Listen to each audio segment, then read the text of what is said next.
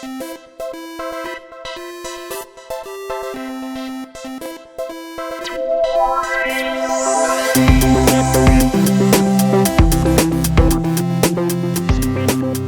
afternoon, everyone, and welcome to another Overcast Gamer Show. It's the 6th of March, and we're joined again, as per usual. I'm joined by the man far cry from buying any more Ubisoft games. It's Regan Harper. Hey guys, how's it going?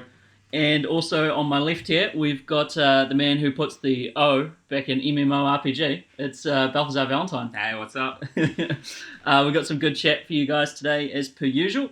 We're going to go through what we've been playing. We've got quite a good list here as well. A bit of news, some Uncharted stuff, some stuff to do with Activision and them pulling out of E3. I think we're all relatively pleased with that. And a little bit of discussion, No Man's Sky, and some other things. So we'll just jump straight into it. Just before we do, though, Yeah. I think we should say thanks for those amazing wee intros. That was nice. Yeah. Oh, thank you. Man. No worries. How long did you spend on those? Well, to be honest, probably only about 20 minutes. Only 20 minutes. That's great. I appreciate the sentiment, though. No, it's good. It's nice. It's nice to have sort of that ring in to the podcast. You make us feel welcome and all that stuff. Oh, absolutely. I'll keep them going. Every week you can expect some of those. Looking forward to the continued creativity. So I'm going to pass over to you, actually, Regan, first of all. What have you been playing, man? That is a good question. I've sort of had a bit of a mishmash over the last couple of weeks of a Wii mobile game, which I mentioned a wee while ago in one of the pods that was happening. And then a bit of Super Meat Boy, because that's been sitting in my PlayStation library for since it was free, and some other bits and pieces. So the Android game, or the touch game, shall we say, was the re-release of Final Fantasy IX. The best of the Final Fantasies. Apparently, the best of the Final Fantasies. I mean, if you don't know too much about this particular iteration of the Final Fantasy games, it was sort of like a send-off to the first 8 games, I suppose you could say. 7 and 8 had been hugely popular. They had been based around sort of futuristic sci-fi kind of settings. Right. And then 9 was kind of the last. It was going to be the last Final Fantasy on that generation of console, and it seemed like it was sort of a send-off, and it was very much more based in the medieval kind of realm rather than the sci-fi. Right. And it summed up the whole of all of the games previous to that. So apparently it was really good, but I never played it. Did you guys play it? I did, yeah. I mean, I picked it up on PS1. It was back when kind of I was young at the time. When did it come out? 97, 98 something maybe. Like that, yeah. And a friend of mine was playing Final Fantasy VIII. But we didn't know it was Final Fantasy VIII. He was just playing Final Fantasy, and I was like, "Man, this game's cool. I'm going to go get it." So I went and got Final Fantasy, but it was Final Fantasy IX. I preferred the one I got to the one he had, so it worked out, and 9 has ever since been my favourite of the Final Fantasies, I think, because it is that culmination of a generation of games, kind of the send-off for everything, and the nods to everything that had happened so far. It was really cool. Yeah, it sounds really cool. I'm maybe 3 or 4 hours, because essentially, it being mobile, it's really easy just to kind of sit down for 10 minutes after your breakfast and kind of thrash through a little bit. So I'm not sort of like sitting down and playing it. I guess that's the drawback to it being on that sort of platform, is that the screen's like, only a few inches wide. Yeah. So you can't really sit down and play it for hours, which is sort of in a way what you want to do. Yeah, it's just emulating the size of the CRT screen that I would have played it on back then anyway. Yeah, so. Absolutely. on either side of that, there's little bars there that are just nothing. So they haven't extended it out to be the right ratio. Oh, okay, yeah, it's not 16:9. No, it's whatever the old 4:3. Yeah. Let me just ask you guys, because I am completely uneducated about Final Fantasy, and I literally only know that there's one guy with a gene leg that's higher than the other gene leg on the front of 10. I thought that was no, got it. It was on 10. Is there a through line in these games? Like, is there characters that come back in certain games? Is it just thematically relevant? Yes and no. Like, so there's the main characters, the stories, the worlds are all completely different from game to game. Okay. But there are sort of tropes that they bring back. Chocobo or something. Yeah. Chocobos. There's always a character called Sid in every single game. Okay. There's usually a Biggs and a Wedge. So there's just characters that come back in different roles with the same names, and they can be entirely different. Right. But that's kind of the extent to how it carries through. And then I guess the real carryover is sort of their systems and the styles and all that kind of stuff. Right. And the Grange stories. So it's the epitome of the spiritual sequel, I guess. Yeah, pretty much. It carries on everything that made the game what it was without actually directly carrying anything from that game. Right, so the narrative stays behind. Though I will say that Final Fantasy XIV throws all that out the window and it's just cameos all the time. It's like, here's Cloud, here's Squall. Lightning just appeared out of a portal in the fucking sky. Like, it's just, it's just like, you're in a land where shit happens. Yeah. So, good. So anyway, playing this game on a mobile platform has been kind of interesting, in that you can pick it up and it can be bite-sized chunks. The immediate downside to me at the beginning was I was thinking to myself, man, the thing about those old Final Fantasy games is you can't save at any old spot. You've got to have to get to particular save spots. Yep. They look different in each Final Fantasy as well. In this one, you've got to find Moogle and he goes, let's save, and then he opens a book and he writes down your save in a book kind of things. Mm-hmm.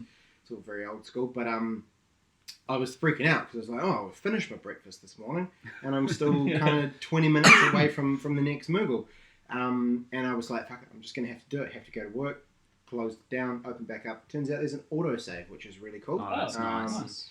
So which was unexpected. So what's the point of the manual save then? That's a good question. I maybe if you wanted to have save states that you could go back to further on down the track, so if you were something like that. If you really ball something up. Yeah, which is possible. Like I did with the first time I played Final Fantasy IX, and I got to a boss, and the only way to kill it was with lightning magic. Somehow just hadn't learned lightning. Hadn't learned it. Or thunder it is in that, isn't it? I had not learned thunder. So I was like, oh, well, crap. And being a kid, I didn't have multiple save files either. I had to save right before the boss. And I was like, I have to start the entire fucking game again. Because I am fucked. Man. Talking about that, when my first intro to Final Fantasy was 7, and we hired it out and we had no idea what we were doing. And we to the point where we didn't even know how to, we were in a battle and we didn't know how to bring up the dialogue box to do something. We didn't realise it was a time-based thing, and we were mashing the buttons going, how do I attack? I don't know what I'm doing. So we managed to figure that out, and then we got into the game and we really enjoyed it once we got over that hurdle. But we got through to a long way through this game, maybe to sort of the third disc or something, start of the third disc. And this was a group of 3 of us who would do all-nighters and take turns on this game to kind of get through it kind of thing. And I think it was me that saved over our game save. Oh, fuck hard. Yeah, so we had one save game that was the save game, and I was like, I'm going to start my own game. Started my own game right before the first boss, saved over our big one. Man, my mates were dark. Oh, yeah. Having siblings who play games as well, we always had our own save states, and if someone saved over someone else's, there was hell to pay. Anywho, so that's kind of my thoughts on that. The game's still great. There's also extra perks that are built into that version, if you're not wanting to play through it normally, there's a fast mode, so you can speed it up and essentially the GBA hold down spacebar GBA emulator style thing. Yeah, pretty much. Oh, cool. And some other bits and pieces you can turn on a thing that just means that every attack does 9,999. So you can breeze through the game. For the people who don't really want to go through the grinding of it, that's appealing to me. Yeah, totally. You could get the other thing is the price point. It was about, I think, $20 or so. Yeah. Okay. So not super cheap. But I guess if you don't have access to an old PlayStation 1 with a relatively rare copy of this game, it's a good way to get it. So yeah. Cool. So your other game was Super Meat Boy, you said? Super Meat Boy, yeah. So it's been sitting in my PlayStation library since it was on PlayStation Plus. Yeah. I can't remember what month that was last year. 3 or 4 months. Yeah. Ordinarily, and I only got it because I'd heard of it, and I was like, I know the name of that game. I'll just save it to my library. Ordinarily, like I said, when I made comments on the last podcast about Unravel, not a huge platform gamer. Yep. But this is awesome. It is. Loving it. I'm It's actually great. starting to think that I'm becoming a bit of a platformer. It's excellent. Super frantic. Like having gone from playing Unravel, and then the platformers I played before that was like, Sonic and these kind of games, and then maybe like my girlfriend has a copy of Rayman. Oh yeah. On Xbox, so Yeah. that was kind of fun and sort of hard. But yeah, Super Meat Boy, whole new world. Yeah. That game is intense. Oh, yeah. And I really enjoy the way that at the end of a level, it shows you all of your attempts overlaid upon one it's another, good, eh? and it's just gold. You see some ridiculous attempts in there, and then the one lone survivor that makes it to the end of the level and gets sort of. But yeah, it's really cool. Like the way it kind of comes together with the art style, the frantic music, and the ridiculous character. Like, is it Dr. Fetus? Yeah. Brilliant. Dr. the baby, the fetus in a jar with the top hat. Yeah, like all the story that they've built around that is there's Meat Boy, Super Meat Boy, Bandage Girl, and Dr. Fetus. Yep. And Dr. Fetus ain't so happy about this thing that those two have going on, and so he's decided he's going to... And that's it. That's all you've got. That's all you get. Go for it. And there's all sorts of great little homages in there to various other video games. Like there's a Street Fighter one time where you're facing up against a boss, and it shows that, I'm not sure if you guys are too familiar with Street Fighter, but when you're pitted against one another, it sort of has a lower camera angle, and both faces are quite close to the screen, and they're sort of like going like this, and then someone sort of lightning bang, bolt and in it's the like middle. punches the other one out, and that happens in Super Meat Boy. You see Meat Boy, and you just get smack, and like punches one of the, after you beat the boss, that's what he does. Yeah. It's real cool, little winks and nods in Yeah, there. that's cool. So not too much to say on that really, other than that it's super fun, quite hard, Yes. and which is fine. Like after having played easy platformers in the past, it's cool to be like this thing that's like, fuck, this game's so simple yet so infuriating. Yeah. In an entirely different way to things like The Witness. So that's cool. And aside from that, actually, having seen all the videos and things that are coming out for the next Hitman game, I decided yesterday that I was going to go downtown and see if I could find an old copy of one of the Hitman games. Oh, nice. And managed to find a PlayStation 3, one of those HD classic remakes. Oh, excellent. So got Hitman 2, Mhm. Hitman Contracts, and Hitman Blood Money all on the one disc. Nice one. So convenient. Excellent. And so I spent this morning trying them out. The first two on the disc, couldn't do it. too old, too clunky. Like the controls are just like, oh my god, how did you guys decide upon this control layout? Like, what, like he walks, or was it the other way around? No, in the first one he walks at all times unless you hold down L2, and then he'll jog or something like that. And then they figured out later on that they need to swap those around to make it make sense. And then to fire was basically just R2, and there was no means of actually aiming first. Yeah, right. So just weird shit like that. Obviously the game was made yonks ago, and they hadn't really thought about that stuff. So things like that. But the third one on the disc, Blood Money, started playing that this morning. Really cool. It's excellent. Cool. Blood Money's the best one, I reckon, so far. It's fantastic. I'm sort of liking that it doesn't hold your hand. Like it goes, here's the level. This is what you need to do. Yep. Go for it. Yep. Yeah. And while it can be a little bit tough, and at the beginning I was kind of like, fuck, I have no idea what I'm doing here. It's also awesome because it gives you all those opportunities to actually figure that shit out yourself. Just gives you that big sandbox to play around in. Yeah, exactly. And still getting the hang of sort of, because there's no real feedback around sort of like, vision cones and that kind of thing with the people on the level. So it's kind of just learning when they can and can't see you, and what's a good idea, or how long you can leave a dead body in a corridor before someone finds it. Yep. These kinds of things. So it's cool. I'm enjoying it. Awesome, man. Awesome. You're gonna jump into the new Hitman, the beta. I mean, I think you can download the beta at the moment. Yeah, something like that. I think I will. Yeah.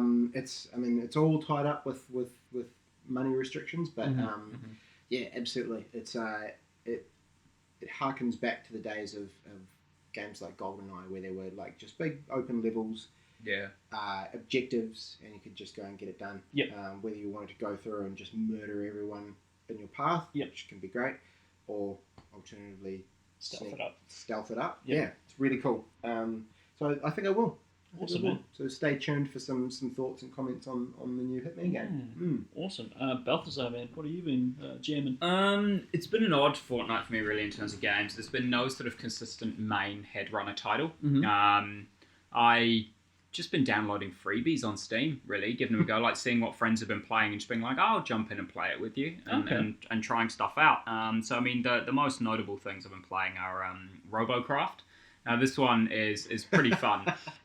It's you build a robot very sort of in a Minecraft-esque way, where you have a gun which basically selects blocks and then it shoots the blocks. And so you build your robot and you can give it legs, wheels, hover, jets, propellers, all of the above if you want, and create some deformed monstrosity like I did. It was and then great. You put guns. It was a thing of beauty. It had legs and wheels, and it looked like a crippled dog because it would pull itself forward. It would like its front legs would move, and then it would just drag its back half along behind it. Santa's little helper. Yeah. And it was pretty great. But yeah, and then you just chuck some guns on it, and then you go, and it's PvP, and it's teams of sort of 8v8 or whatever, and you're just blowing each other up. The goal is to capture the opponent's base by destroying it. So throughout the map, there's little towers, and by capturing the towers, also done by shooting them. It's not very creative. Everything is just shoot it, and something happens. By shooting these towers throughout the map, you gain control of them, and as long as you hold at least one tower, you have a shield around your base. And if you have a shield around your base, then enemies have to go through the shield to attack your base. Okay. But if you take all the towers on the map, so your opponent has none, there's no shield, and you can just snipe it from across the map. And yeah, pretty much you just go into the enemy base, shoot it up, victory. Yeah, it's a fun game. I have a friend who's been playing it for a long time. He's always been trying to get me to go into it, so I was like, all right, I'll give it a go. And a new update just came out where you can finally have multiple weapon types. Oh, okay. So previously you could have as many of one gun as you wanted on your robot, but you could only have that one gun.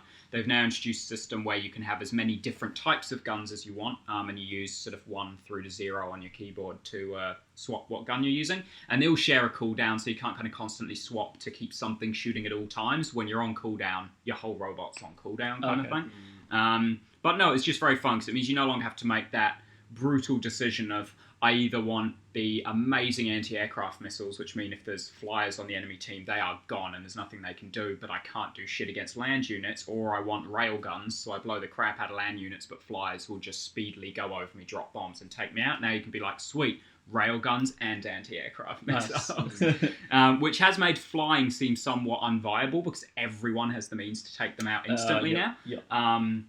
But I'm sure they'll balance that, and someone will come up with something, and then there'll be overpowered flyers again in no time. Are these robots governed by the laws of physics? So I'm just imagining you build one, and you build one with a giant arm and a tiny arm. Is it like lopsided as it's going along? So I'm not too sure, because I haven't done a lot with asymmetry. But the friend who I've been playing with, he made something which would suggest that physics does play a part in the way they move. He effectively just made like 3 blocks, put skis underneath, and then covered the whole thing in rocket thrusters. And it was hilarious to watch this thing move. Like, it would be a straight shot to an enemy. He'd hit forwards, and it would just lift off into the air, spin around, crash into mountain, do nothing. But it was great. It was fun. So it's definitely a fun game to check out. It's free on Steam, because it's kind of built with Minecraft blocks and stuff. It's not graphically demanding. Most PCs would be able to handle it, and it's just a fun way to kill an afternoon. Yeah. It sounds like Armored Core mixed with Kerbal Space Project mixed with like, I don't know, some multiplayer game. But yeah, no, it's good. And I had some fun with that. Then I've been trying. So a game I played I say a long time ago, a couple of years ago now, when the PS4 first came out, was Warframe. Because let's admit, when the PS4 came out, there were no games. There was nothing. So I was just downloading all of the free-to-play games to try and find something to make me keep using my $700 box of nothing at the time. And yeah, I got really into Warframe. It had, decent gunplay. You were basically like robot cyborg suits, flying across the universe, killing shit. And again, it was 4-player co-op, or you could just go in on your own. But while I played a lot of it, and by a lot I mean literally like probably a couple of 100 hours. Wow. Eventually it just went dead on PlayStation. No one plays it on PlayStation anymore. It's gone. So I was like, all right, real games are out now. Whatever. I've moved on. But I got a friend playing it on Steam now, and so I was like, all right, I'll load it up on Steam. See the difference. Immediate differences being that the game's had a massive overhaul since I last played it. Complete overhaul. Movement has completely changed. Before they were just kind of robots. Now they're ninja robots that kind of double jump and run along walls and backflips and all this crazy shit. They've completely overhauled the melee fighting system, just everything. They've changed it, and so that's kind of cool because it feels like a different game. It doesn't feel like I'm retreading old water kind of thing, especially since your account, it's not a Warframe account. It's like a PS4 account on Warframe and a Steam account on Warframe. So I'm back to square one. I've lost my, like, every frame that I had, every gun, my rank 18, whatever. It must be hard for you to deal with as a completionist kind of gamer. Yeah, when I go in and I'm like, oh yeah, I like just want to hop on my Frost Prime. All I have is the one I chose to start with. That's it. This sucks. But yeah, no, it's cool because the servers are full. PC definitely, like, the PS4 servers just died. No one plays them anymore. But it seems that Steam has always had and is continuing to have a strong community for that game. I guess just because Steam/PC is where you go for free-to-play games. So that's where the communities for free-to-play games are. So, you go to join a mission and bam, instantly you've got a team of 4 and you're in it straight away, no problems. So yeah, I'm enjoying that. I've only played it for a couple of hours with them because I am at that point where I'm like, do I want to get into this again? Do I want to accept that I've lost everything and get it all back again? Or do I just want to cut my losses and never touch this again and not get lost down this rabbit hole again? But it is definitely something that was worth me trying out because, as I said, they've changed it a lot. It's a complete overhaul. It doesn't look anything like it used to. It doesn't play anything like it used to. It's completely different. So it's been fun, but I don't know if I'm going to kind of keep going with it or just leave it as is. Are the free-to-play aspects that noticeable in that game? Doesn't sort of mush it in your face? Yeah, no, it's an interesting one because everything in the game can be obtained legitimately or with paid currency. So it's not really pay to win because yes, you can pay to get things straight away, which are potentially inherently stronger than what you start with, but there is zero lockout whatsoever. Like, you can get it all in the game. You get blueprints by playing the game, and then you go get the parts from different planets, and then you use the parts with the blueprint to make the thing. And it doesn't even take that long. Like, as soon as you actually get into as soon as you get out of the tutorials and get into the open world aspect where you can choose where you fly to and what missions you do, you can see in the overview kind of these are the parts that will be obtainable on these planets and stuff like that. So it's like, cool, I need this, this, and this to make this gun. So you just go to those planets, do a mission on each, craft the gun kind of thing. So it's like maybe an hour to craft something specific, buy it instantly for $5. It's it's not that noticeable as kind of a game that would require payment at all. Right, okay. So, I mean, on PS4, I think I probably, over the kind of year that I played it, probably spent about $50 over a year, just getting stuff. There are some things that can't be obtained in the game that you do need to pay for, but they have no statistical benefits whatsoever. We're talking purely cosmetic stuff. Yeah. So, like, I've never understood paying for cosmetic things. There are these Explain things it to me. I want to know why. All right. It's an online game, therefore other people see you. You need to look better than them. That's it. That's it. That's it? Yeah. It's an e-peen thing. My online penis is bigger than your online penis. So it's like, I'm not going to do that this time around. Like, if I do get back into it, I can tell it's not anything that I have any compulsion to drop money on this time around. So I will just be purely playing it for free. And only playing it with a friend who plays it if he is on. Right. What else? Ark. You brought it up the other day, and I was like, I'm gonna play some Ark actually. Ark Survival Evolved is a game that's recently come out on Xbox One, and I don't think it's dropped on PS4 yet. No, it's not on PlayStation. But it's been on Steam for a long time, and I got it last year when it was still in early access on Steam. It might still be in early access now. It's still in early. The Xbox version is definitely early access. Yeah, so I got it when it was on maybe even a Christmas sale or some sort of sale. and played it with some friends. And yeah, it was good fun. And there's a really cool mod for it called Survival of the Fittest, which basically turns it into Hunger Games. So you start off in the sky, you drop down in these columns of light. In the middle, there's all these caches of weapons. Everyone sprints into the middle, grabs their shit, sprints out, and you go get yourself lost in the forest, sort through what you got, level up a bit, craft some stuff, and then go kill everyone. Whenever someone dies, there's the big screen in the sky that's like, whoa, it's like this person killed by this person, and the X goes through them like it's cool. Hunger Games. But it's cool, yeah. So I was playing that, not very well. I'm not good at that game. I leveled up a bit. I was like, okay, cool. I've got some materials. I'm going to craft me some armor and a spear, and I'm going to go hunting people. And the menus when you're crafting are semi-transparent, so you can see stuff, but you can also see behind you. Right. But when you are crafting something, you can't close the menu until the bar's full. You uncraft it. So I start crafting a spear, and through the transparent section of the menu, I see another dude with a spear sprinting towards me, and I'm like, no, cancel, close, get out, go! And then it's just, I'm dead. So I was like, oh, well, that's, eh. But no, it is fun. You do have to buy it. It is, I think, $20 or something, and it's early access. It's not finished yet. Right. It has a big community. A lot of people always playing it, but bottom line is it's just a survival game. If you don't enjoy those games where progress resets every time you start it up, you don't keep anything. Right. So it's a perma-death. Perma-death, PvP, so you're dying all the time if you're on a server with dickheads. Like, it's very much, you've got to be that sort of person to enjoy those games. I'm not that sort of person. I don't really enjoy them. I got it because, as I said, when I got it, it was on sale, and I got it with 3 friends, and so we made a tribe together. We all grouped up, and we were the dickheads running around in a larger force, taming raptors and sicking them on people to go rip them apart. Like, you know, it's, if you play with a group and you are the people who have domination over the server at that point in time, it's fun. Yeah. But if it's any other point in time and you are the underdog just getting hounded, it's not a fun experience. It's not a great game. Sounds like my experience with Star Wars Battlefront. Nah. Load up the server, run around, die. Okay. Reload, die.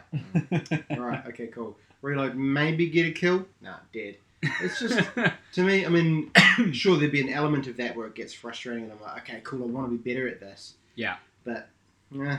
So you're now basically admitting that you were underplaying it slightly when we played that game in Battlefront together, and you did abysmally, and you said, oh, I'm just having an off day. You're actually admitting that, that's just how you always play the game. No, I did originally have a good day. The first day I played that game, I was like, this is okay. Yeah. I'm doing all right.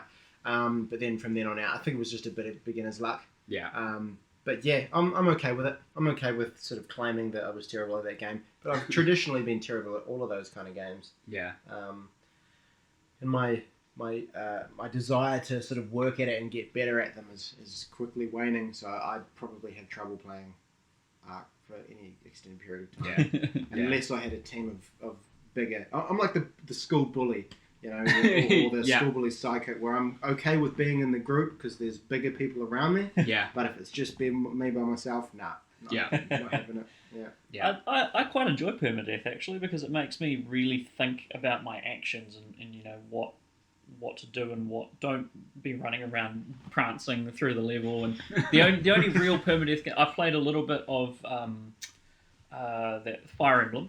Yeah. And I played more of DayZ, and I really enjoyed DayZ when I was playing that. I was playing it with a couple of people, and I just never played anything before where the stakes were so fucking high. Yeah. It was like you scavenge, and you know you're really trying to survive, and you can't run out, and you can't just be an idiot and go and prance around the level and stuff like that. You really have to scavenge and be careful, and you know, when it's night time, generally try and hunker down and don't run around during the night.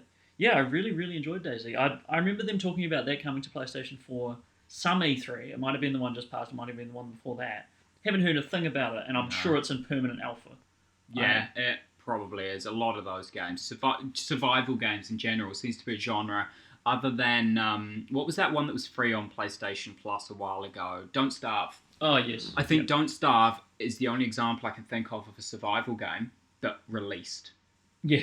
That wasn't just in early access. The Forest or like any of those ones, they're all beta. All still in beta. Yeah, and a lot of them just run out, sort of, not necessarily run out of funding, but maybe the developer just gets bored and moves on to something else, and they're just, that's it, forever in beta. Yeah.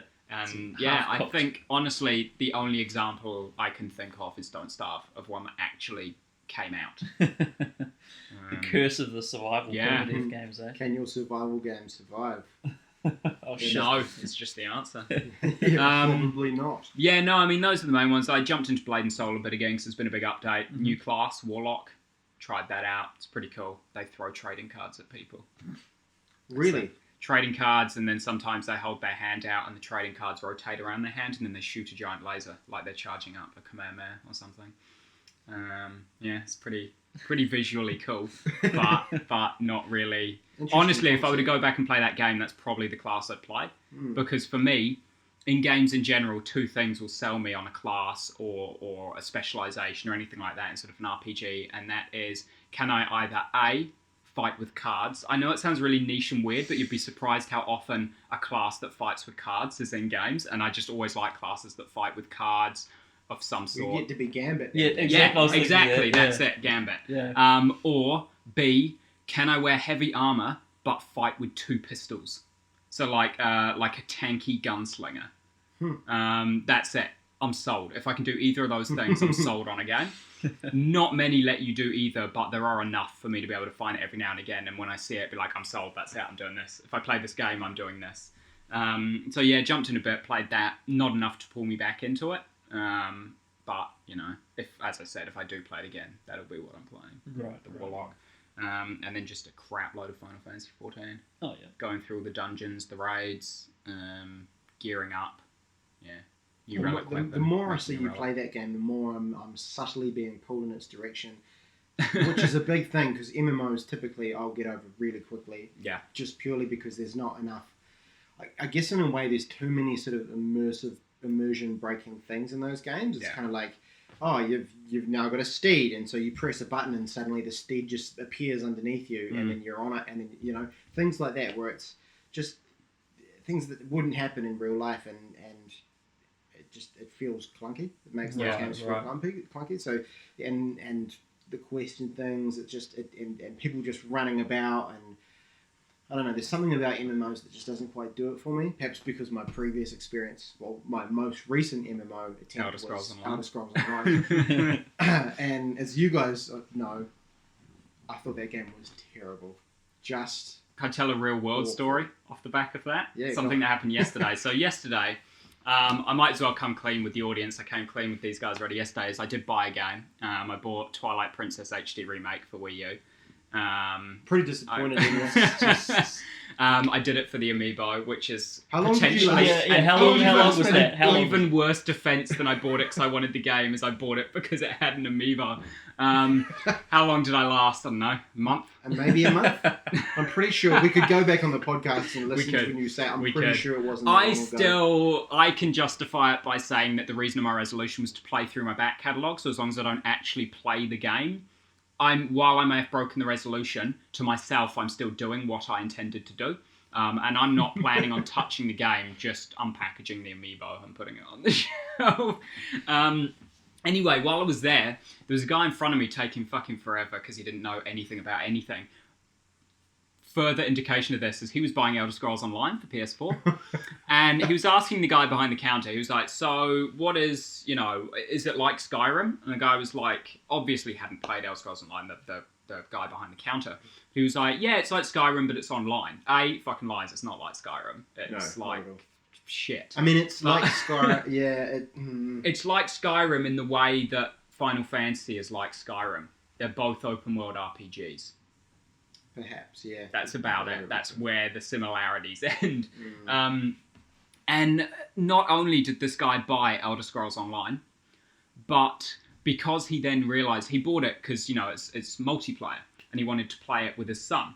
So not only did he buy Elder Scrolls Online, but because they each have a PS4, he bought 2 copies of Elder Scrolls Online. And I was just standing behind it like, I want to step in and say something, but who am I to, judge this man for buying what he thinks is going to be a good game? Enjoy that 6 out of 10, mate. Wow. So yeah, I felt really, really quite awkward standing there. Do you think there. maybe they could... I think if they really wanted to, they could reboot Oh, absolutely. Yeah, so, and they could be great. Absolutely, it could become amazing. It'd be like the Realm Reborn. Final Fantasy XIV, prime example. The original was garbage. Everyone hated it. Even the developers fucking hated it after they put it out. They're like, what were we thinking? Re-released it a year later as a Realm Reborn, completely overhauled everything. Nothing even vaguely similar. Bam. I keep getting banner ads every time I'm on YouTube, apparently telling me it's the biggest, most subbed to MMO at the moment. I don't know that I believe them, but maybe. Yeah, I'd say it probably is. But yeah. If you haven't played Elder Scrolls Online, keep it that way. Yeah, is my advice. Terrible. It's nothing. I guess it's like Skyrim in the fact that you're a person and you run about the same world. But yeah, like you say, that's about where the similarities end. It's clunky. It's just. Oh, don't even get me started. I'm gonna. Yeah, well, when it comes to MMOs, I think the thing you have to consider before potentially investing in an MMO is: are you the sort of person who maybe you'll be at work or you'll be out in town and you'll think, oh, did I leave the stove on? Or did I leave the window open, or did I remember to lock this door before I left? If you're that kind of person, do not get into MMOs, because now on top of that, if you're walking around going, did I remember to do my weeklies this week? It's about to reset tonight. Did I do it at the start before the reset, or was I putting it off till the end? Did I do this today? Did I leave my stove on in my MMO house? Today, the whole time, I'll be honest, ever since we started talking about Final Fantasy XIV, I've had it ticking over in the back of my head. The Jumbo Cactpot board results that the Gold Saucer were just announced. I need to remember to go and cash in my ticket as soon I don't as this think is those over. were even words you just said then. That was just noise. Jumbo and board, at least, were words. The Gold Saucer, I know Gold what that Saucer, is. yeah, because that's from 7. So it's just one of those things. It will always be on your mind, even if it's not the main game you're playing. You'll always be remembering, like, have I done this? Did I need to do this? I should really go and do this. And it's just, if you're not the kind of person who can handle that, do not start playing an MMO. Well, that sounds quite awful to me. I'll talk about the one game I've been playing, which is probably the antithesis of that, which is called The Vanishing of Ethan Carter, which is a first-person game from a studio called The Astronauts. And it's a nice little game. It's visually just a feast for the eyes, sumptuous feast for the eyes. It got ported from the PC to PS4 into the Unreal 4 engine, and it really does it justice. It's just a beautiful, beautiful game. It's sort of a mystery. There's some horror aspects in there as well. Not really jump scares, I wouldn't say, but some sort of underlying dread and things like that. And it's hard it's hard to talk about it because you can spoil it pretty easily. But you're a detective and you show up in a sort of New England setting, which is very Stephen King-esque. There's big woods and lakes and things like that, and it's just all very gloomy, and it looks like Maine or something like that. And it really does. Like that, Maine. You're a detective and you show up and you're looking for this boy called Ethan Carter who wrote to you. And that's essentially all I can really say. There's an interesting mechanic I can talk about because it's introduced in like the first 10 minutes. So the game sort of centers around you piecing together these murders. So you'll discover a body and they'll be killed and bleeding in some horrible way, have scissors in their face or something. And you walk around the near vicinity, probably a 20-meter radius or something like that, and you find different artifacts. And then once you find all the artifacts, a little thing will come up and it'll say chronology, and you have to piece together.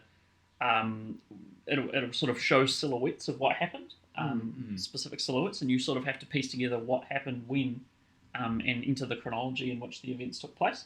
And once you get that, it'll play out a little cutscene and it'll show you exactly what happened, and you sort of figure out, this person was murdered by this, and this guy was run over by a train, which happens. Does that mechanic have sort of repercussions for the rest of the game, or is it just like a nice little thing that they built in there as part of kind of like the murder mystery type approach to the probably the latter more than anything. It doesn't really have... it does in a way. It's quite an abstract game. There's a lot of, is it real, is it not kind of stuff going on. But it's just a mechanic I haven't really seen before, and I thought it was quite interesting and quite well used. Sorry, apologies for the chainsaw next door. I'm pretty sure that's what that is. it's definitely chainsawing. Not an electric toothbrush, I tell you that much. But yeah, no, it's a really good game. I finished it. I started playing it yesterday. Probably got in about 4 hours and probably about an hour this morning and finished it. So it's not very long. And it's definitely, when you start it up, it says this is a narrative-driven experience which will not hold your hand. So you keep that in mind as well. There's it says that specifically at the beginning. It says that specifically. There's a little disclaimer at the start that comes up. And I thought, hey, that's pretty cool. At the same time, oh shit, what am I for, kind of thing. Like, but it's I found it a lot easier than The Witness. I didn't have to use a walkthrough once in Vanishing of Ethan Carter. I found the puzzles quite satisfying. And I just really highly recommend it. I got it on sale on the PlayStation Store. I think it was about $15 I got it for, or something like that. And I'm happy with that price. I wouldn't pay 30 or anything for that. But it's it's definitely a good goer at 15. The only thing is the voice acting's a bit. It's not the worst voice acting in the world, but coming off Firewatch and coming off Witcher 3, it's pretty. It pales in comparison to those two titles. The only thing I know about Ethan Carter from my limited playing with it is if you turn around and walk through the tunnel, as soon as when you start, if you turn around and walk through the tunnel, you get an achievement. Oh, I'm going to go do that when I get home. You turn around, you walk through the tunnel, and when you get to the end of the tunnel and come out the other side, it's exactly where you were before you turned around and walked through the tunnel. Okay. And you get an achievement for it. Wow. Very cool. There's lots of symbolic cool stuff in there like that. Tunnels and whatnot. I call it wankery. Like when you mentioned that the little phrase at the beginning, it's like, this doesn't hold your hand. You could either look at that and go, oh, that's cool, that's pretty cool, or you could look at it and go, man, that is so pretentious. It straddles that line. But the game I enjoyed the game a lot, so it's sort of, I fell on that side of the side of the fence, thinking it was quite cool, and it was a nice little. It's funny how that stuff is so open to perception as well and interpretation. Like, it's something that thematically might seem pretentious, but if you've actually sat down and experienced and you enjoyed the way it was done, you're like, no, I don't think it's pretentious, I think it's symbolic or whatever. Like if you enjoyed it, you'll defend it. But if you either didn't enjoy it or don't know, you've just heard it, you're like, that sounds shit. There was one puzzle in that game actually that I thought was really interesting that I'd never seen before. So you go into a house and it's sort of all ramshackle and run down and stuff like that, and you read a note and it talks about this being a wizard's house, and he's done all this magic on the house, so you'll never be able to find the secret room. And you have to go up to doorways, and there's sort of this blue sheen over the doorways, looking like magical looking stuff. You press X on the doorways, and it'll change what's in the next room. So it'll change what it looks like. And what you have to do is essentially figure out how the house actually looks. So you figure out what that room is, and you walk through the doorway, and that'll seal it so you can't change it. And you figure out what the next one is, and you walk through that doorway, and you go back and you're like, all right, the staircase is around there, so that couldn't possibly be there because that'll be blocking that, so it must be that kind of thing. And if you fail, if you get it wrong twice in a row, it resets the whole thing, so it's quite tricky. But I just thought it was a really interesting kind of thing. It was like you have to walk around and use perception and sort of your point of view and what could impossibilities couldn't there be kind of thing. Bit of spatial awareness. It's very cool. It was quite cool. I mean, there was one where it was sort of a massive long hallway jutting out, and I was like, hang on, the house ends here, so that couldn't possibly be right kind of thing. So you're like, oh, it must be a small room or something like that. So very cool. Yeah. It was really, really nice. And was it that game where you couldn't run? It was no. That's everybody's gone to the Rapture. Ah, of course. Everyone's gone to the Rapture. That that game-breaking walking speed kind of thing. That game was very disappointing. Anyway, we'll move into news. Now, the first thing I wanted to touch on very, very briefly, because it doesn't really matter that much, is Uncharted 4 has been delayed again. Everyone saw that?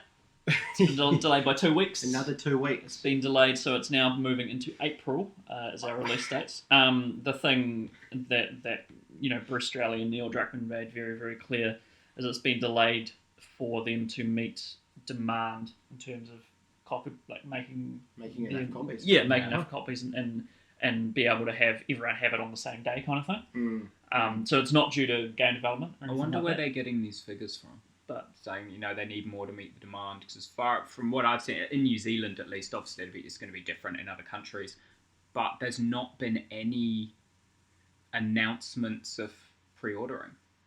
Typically people don't pre-order until there's a thing like there's these editions or whatever, and then they'll pick what they want and pre-order it. How does he know what the demand's going to be if people aren't pre-ordering because pre-order stuff hasn't been announced?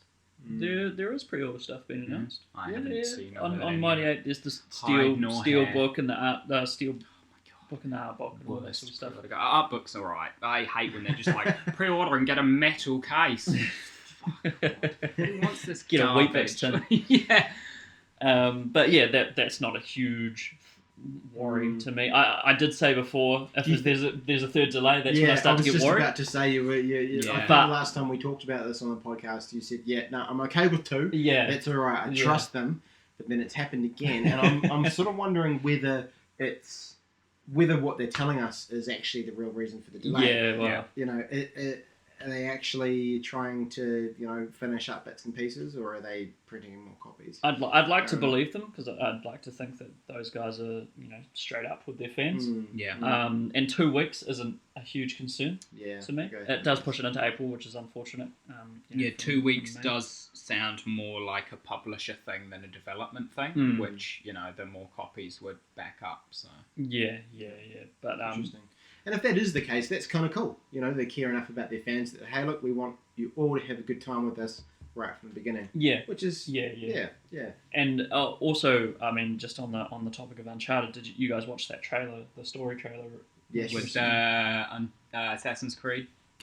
Oh, yes. Picture on it? That's what we're going to touch on. The Assassin's Creed picture. I was just going to touch on your thoughts on the trailer and what you thought of that. But yeah, we'll also jump. It sort of seems... Painting gate. Yes, there's something going on there. I didn't really care for that art. I was just like, that's sweet. It's a cool bit of art. Like, all good.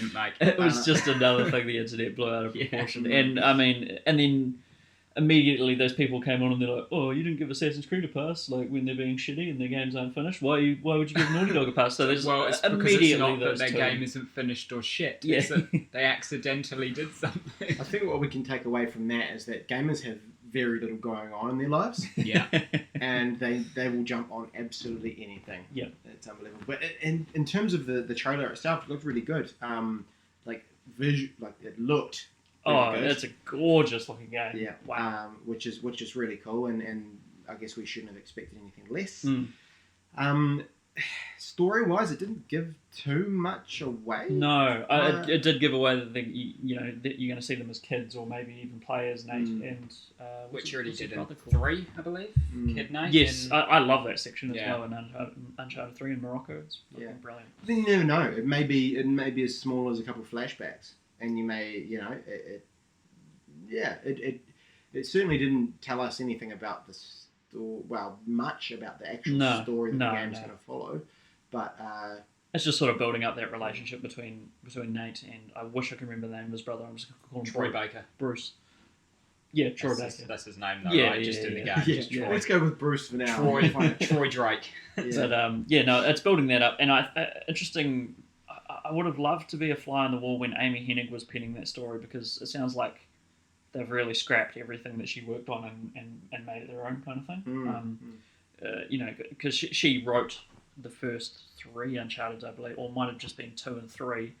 But it sounded like, rumours were flying around that Uncharted 4 was going to, essentially, the crescendo was going to be Bruce betraying Nate. And that sort of, it seemed a bit predictable, and people weren't very happy about it.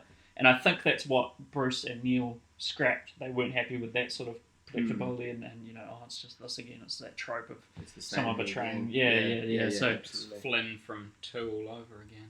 Yeah, exactly. Yeah. So I'm really, really intrigued as to how those guys are dark. Those guys are some dark, twisted dudes. Well, the name of the game is A Thief's End. Right? Yeah. So does he die? Wow, we'll have to wait and see, won't we? And they say that it's going to be the last Uncharted game. Yeah, well, they've released a comment. It's going to be they said it's going to be very tricky for Sony to continue the franchise, or continue Nate's story. I was like, something maybe he fakes his death and buggers off, a la Batman: The Dark Knight Rises. From the neck down. Perhaps. Becomes a tetraplegic. Yeah, breathing through a straw. Wouldn't put it past those guys. But I think we're all very much looking forward to that. Yeah, absolutely. Given there's plenty of curveballs in there that they could throw, it could be could be a great game. Yeah. I think there could be a lot more to it in the previous Uncharted games, which, especially 1, 2, were pretty straightforward story-wise. Looking forward to these guys doing something a bit different. Yeah, I mean, they both worked on 2. Oh yeah. They or at least one of them did worked on the story of 2. Might even directed. I know Amy Hennig wrote it. But that's why I love Uncharted 2. It's one of my favourite games of all time, and it's always been my favourite Uncharted out of the 3 is 2 because it's just so good. So yeah, really looking forward to that, and that'll be a day one purchase for me. One of my rare day one purchases. Yeah, that never happens. I'll pay full price for that. Yeah. I'll still trying to work my magic. Yeah. But do a phantom pain on it. Yeah, potentially. We'll pop a link in the description to Abe's magic. Yes. Check it out. Yeah. So we'll move on to another announcement that sort of was probably last week, I think. Activision, not at E3 either this year, so that's 2 of the biggies out. Is Ubisoft going to follow suit? We can only hope, right? Yeah. Ubisoft don't have the balls. Calling you out now, Ubisoft. Yeah. You listen to this podcast. Yeah, which they definitely do. I can't imagine that they don't listen to this podcast. I really hope they don't pull out, to be honest, because it's such a joy watching the train wreck that is the Ubisoft press conference every single time. And they keep you guessing every year. Like, who are absolutely. they? Which almost rock bottom celebrity are they going to bring on this year? Yeah. They're like overly excited about their games. They're like Nintendo, but only in the way in which they're completely unpredictable. They do really stupid things, but it's not endearing in any way. As Nintendo is very endearing because you're just like, oh, they don't know what they're doing. And Ubisoft is like crazy Japanese. They don't know what they're doing. They're like completely different, eh? So I'm looking forward to that. But at the moment, I guess I'm pretty happy to not be pounded with EA and Activision. Hey, it's going to be exclusive. This DLC is going to be exclusive to PS4. If I have to read that and that comes up on the screen any more than once, I'm going to be. And even if it's once, it better be for something we already know about. Yeah. Like how Call of Duty Black Ops 3 had that early access exclusivity for PS4. Stuff like that. If it's anything, I will go further than saying if it's up more than once and just say if it's up for anything new, fuck off. Sony should have learned their fucking lesson by now. When the presenters are like, and it's coming exclusively to PlayStation 4, and then they wait for applause, it's like, we're not applauding that because that's anti-consumer and it's a terrible decision. So no. It's even better when they wait for that applause, the applause doesn't come, and then they follow up with the bit that was meant to come after the applause, just saying, for 2 months. Yeah. So it's like, you waited 10 seconds to finish your sentence. It's like watching a canned laughter show without the canned laughter. It's just awkward pause, and it just ruins the whole... I wonder if that would make it better. Just putting canned laughter over it whenever there's the awkward pauses. That's a great idea. I think that could be a segment. So Activision, what did they do at E3 last year? Do you remember? What did they do? There was the Black Ops 3 stuff. Black Ops 3, yeah. That was definitely a big one. Which was, exclusive on PS4 for 2 months. Yeah, it was. They did a partnership with Sony for that. I can't remember what else Black Division did. Black Division. I guess if that's the thing, you can't really remember what they did. It probably wasn't a big deal. Yeah. I mean, if you count because they are owned, it is Activision Blizzard, then they would have done Overwatch and stuff. No, because Overwatch was at BlizzCon. Blizzard doesn't make announcements at E3. Oh, really? They have their own thing. Oh, okay. And I'm wondering if Activision is pulling out because they're going to make it Activision BlizzCon. Oh, wow. Rather than just BlizzCon. Which, if they do, would not go over well with anyone at all. Because people who like Activision games don't even fucking watch E3 or care about any of that shit because they just wait for the next yearly COD release to come out. And people who like Blizzard don't like Activision. They only like Blizzard. So if there's Activision at their BlizzCon, they'll be mad. So it's not going to be smart if they pull out to join with BlizzCon. So I don't think they would, to be honest. I don't think they do that. I think it's more likely that just this year they've got nothing. Yeah. Right. What do you guys think in terms of like all of these big players actually pulling out of E3 as far as what it means for E3? For E3. Yeah. It sounds like I don't know. It sounds like E3's dying to me. Like honestly, that's kind of what it feels like. Yeah. Like it's becoming less and less a thing. I think Gamescom's on the up, and I think what is it, Penny Arcade Expo? Yeah, PAX is is definitely on the getting up? definitely like you see more and more things going to PAX in terms of tech demos and stuff like that. Yeah. And it's stuff that would have previously been E3. Go to E3, Yeah. get hands on with the commercial version of Oculus Rift 2 months before it comes out or whatever. No, that was at PAX, not E3 kind of thing. Like PAX is definitely PAX is great on the too. up. I like the diversity that they have there. Yeah, it is really there's good. there's a yearly D&D show that they do. If anyone's out there is into tabletop games, with like it was originally with Will Wheaton and I can't remember the other guy's name. Leonard Nimoy? No, Leonard Nimoy was not there. The late Patrick Rothfuss, who's an author. There's a real cool book called The Name of the Wind. But anyway, these guys play this yearly D&D game where their characters are all part of a company called Acquisitions Incorporated, and so they play these ridiculous D&D games where the dungeon master is one of the guys from Wizards of the Coast, and it's awesome. And it's probably the main reason that I originally heard about PAX was because they had this awesome, cool, diverse thing going on there, and it doesn't shock me that it means that people are going, perhaps this is the way to go. Jumping on that one. Yeah. We'll be able to bring people in from other markets. Yeah. E3 just seems to be becoming I don't know, not much happens there really, to be honest. I think E3 started dying when people stopped covering it.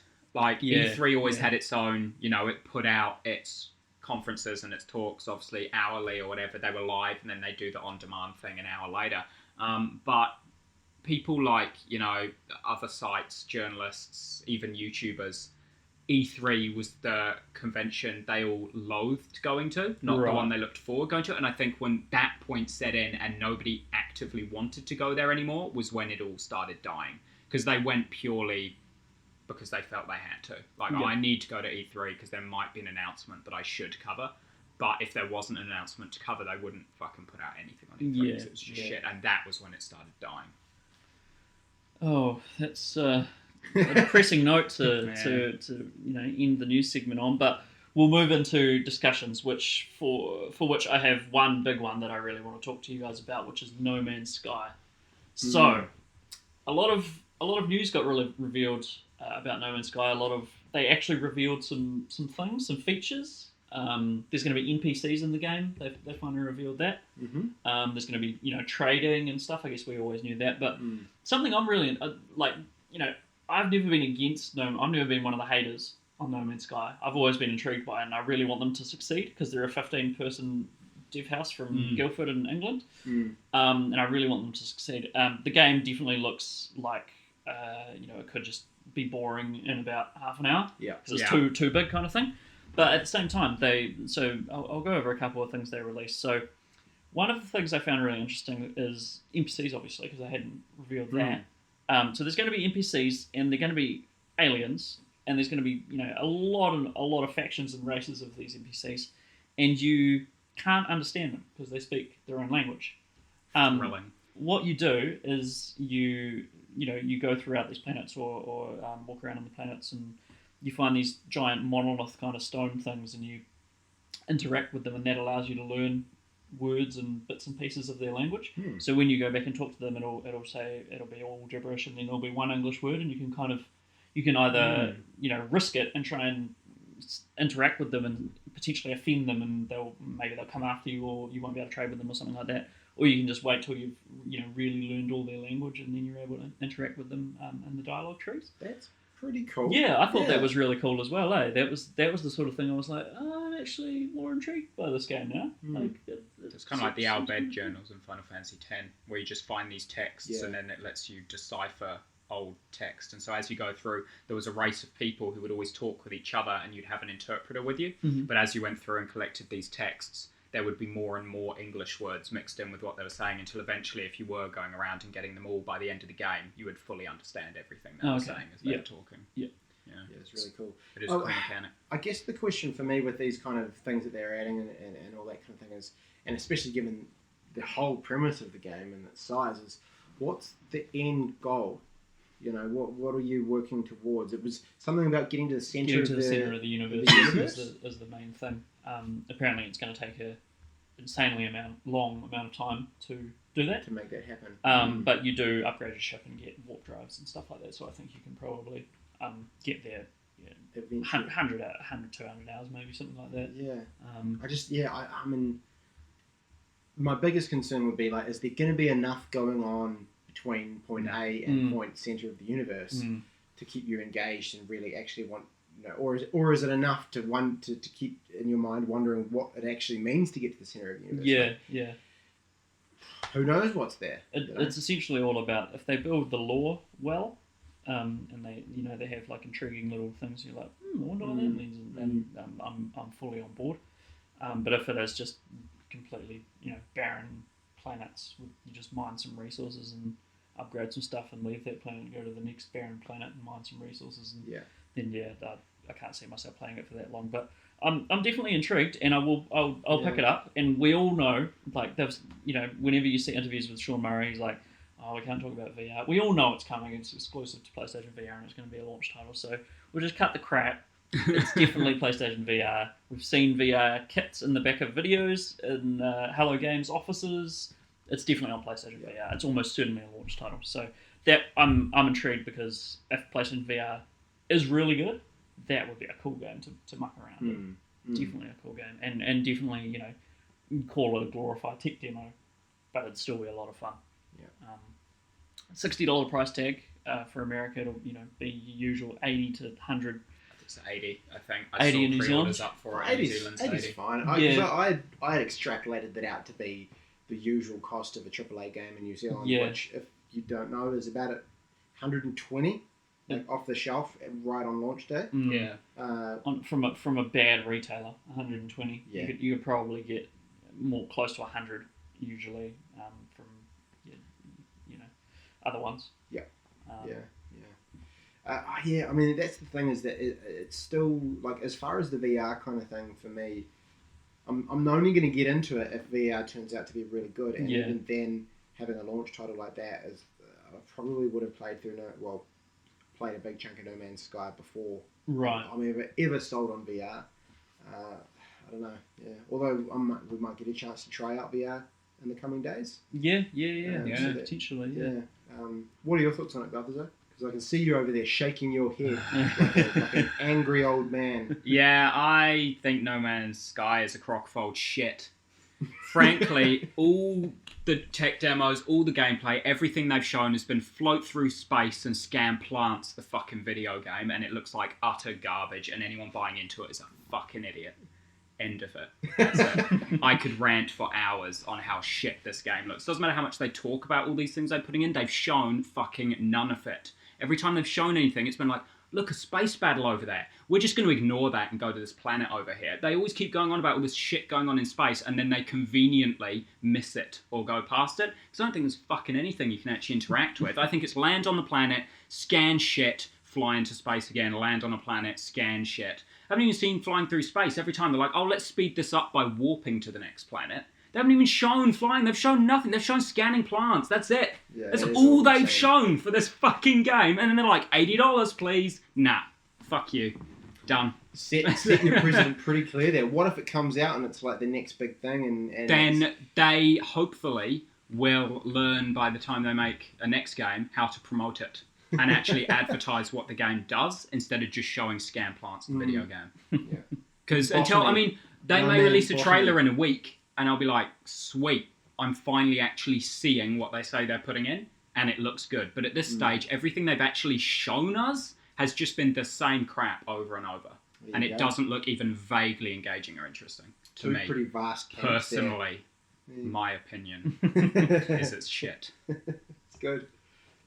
I feel like they've showed quite a range of different things now. I mean, especially the footage they released recently. Which was going up and interacting with these monoliths and all sorts of trading and stuff like that. It's all passive. I think that's my problem with it. It's all passive. It's all just walk up and interact with something. Walk up, interact with something. There's nothing seems to change. I mean, yeah, when you get these monoliths, you learn the language. The language they speak will change. But still, that's just text that changes. It's not the universe fucking changing. Nothing you do so far that they've shown seems to have an impact on anything else in the universe whatsoever. So then my question is, why the fuck am I doing it? Yeah. what is the point?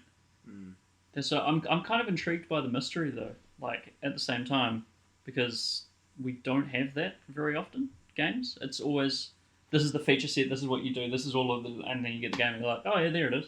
Yeah, it is exactly what it said on the box. Yeah. So I'm kind of intrigued by the mystery of it all. It could be a horrible mistake to have that mindset. I'm pretty sure it's just Spore 2.0. That's what. I wouldn't tar it with that brush. I'm pretty sure it's just Spore 2.0. Everything you ever want, but none of it. That's what. Oh, we'll have to see about that one. Yeah, we will. Yeah, the writing is on the wall. I will admit I'm wrong if this game proves me wrong. It won't. I just want we won't be having that conversation. I just want them to succeed so bad because they look like such good people and they're doing such a, they're putting in the hard yards kind of thing. And yeah, I think I might have said in the past. I mean, even if it is not that great, at least they've set a precedent for what games could be, and they've sort of gone out of their shell and said, "Hey, we're making this procedurally generated game. Here's a possibility." They're rolling the dice on that, and that's pretty cool for just sort of pushing the boundaries in and of itself. Yeah. Which I think is enough for me to still be on their side. Yeah, it's definitely something different. Even if their game could turn out to be a crock of shit, as Balthazar says. Oh, well. So, yeah, we shall see. All right, sweet. So another thing actually that's come up recently in the old games world is this idea. Well, I don't even know how fleshed out this idea is, but the idea of essentially Xbox One. I wanted to coin it saying it'll be the immortal Xbox One, and that it'll maybe a couple times in each sort of console generation, a hardware upgrade will be released. So essentially, I guess that would add RAM, new components, possibly and things. New GPUs. And... Yeah, which I mean, what do you guys think? Does that mean that it's no longer a console? Is that? No. My thought on that is, I mean, it being upgradable does certainly make it more like a PC. And it gives that edge that PC gamers always, flaunt having that console games don't have, which is the ability to upgrade and stay relevant. But I think for me, the main thing that separates console from PC and in many regards makes a console more appealing than a PC is it works out of the box. You take it out, you plug it in, you play your games. There's no faffing around. There's no installing drivers, other products, fucking around with keys and operating systems. It's literally just turn it on, launch the game. Yep. And I think because of that, the Xbox will always stay a console. I mean, there were those talks of having a Xbox-friendly version of Windows 10 on it, with like a kind of desktop and everything. If that's the case, I mean, assuming it doesn't replace the Xbox operating system and is kind of an option, like you can use this if you want a more PC feeling experience, but the main one will always be the Xbox dashboard, then I feel it will remain a console. Yeah, but if they do bog it down with other software and stuff that you can use with it, and its primary function is no longer gaming, or that other software gets in the way of gaming and sometimes causes bugs and crashes that otherwise wouldn't exist, then it starts to encroach the realm of PC. And that's the thing, is like if your PC is running Windows 10 and your Xbox is running Windows 10, are they not just the exact same thing with a screen attached to them? I mean, I guess that's the negative way of looking at it. I think you could paint it in a positive light as well, as it's better experience for console gamers and all that kind of stuff. But it almost seems like they're sort of, I guess, marketing themselves out of a market in some ways. It's or trying to define a new market. Kind of a in between to fit into. But in saying all of this, I think, to be honest, I think these internet rumors are based purely on maybe a couple one-liners from whoever the guy is. Phil Spencer. He did tweet something to do with, we're not going to release a new Xbox with every Xbox with a screwdriver kit or something like that, saying you're not going to have to uninstall those things manually yourself. Yeah, well, I mean, I'm assuming it will work similarly to what, I mean, again, no confirmed facts, merely internet rumors. But with the PlayStation VR, how they were going to release a new processor. And you kind of plug it into your PlayStation, a little box, to then give it enough power to actually run VR games. I'm assuming it would be something like that. You don't take your Xbox apart and put stuff in. You merely attach something onto the back or the front that has that extra processor in it, or has that additional RAM and kind of that PlayStation. That's, I'm pretty sure that's fact. that they are releasing a little. Yeah. I've seen the box and they were discussing it. A couple of websites. Yeah. I'm pretty sure that's happening. That is happening. Yeah, there you go. Well, it'd be interesting to see what that does to the whole our traditional idea of what console generations are all about. Yeah. Do you guys think it would be too early to announce a rejuvenated Xbox One at this E3? I guess we don't know because we don't know how far along they are with the development of these, what I would assume are just plugins. Yep. Physical plugins, of course. I guess it would depend entirely on how far along they are. If they can actually confirm that there is something heavily under work that will beef up the Xbox One, then go for it, announce it. But if it's something where they're just starting to think about how they might be able to do it and whether it's a possibility or even just confirming it is a possibility, they probably don't have enough yet to say we're doing this. We'll probably be able to get into that a bit more closer to the time, closer to E3. I think when we can have a prediction episode and maybe even a pool where we can have some E3 bingo and various things like that. Absolutely, be a bit of good fun. Yeah. So I think that's about all we've got time for this episode, guys. Thank you again for joining us, tuning in, and we'll be back in about 2 weeks with some more banter. Sure will be. See you guys. Have a great couple of weeks. Catch you later. See ya. We'll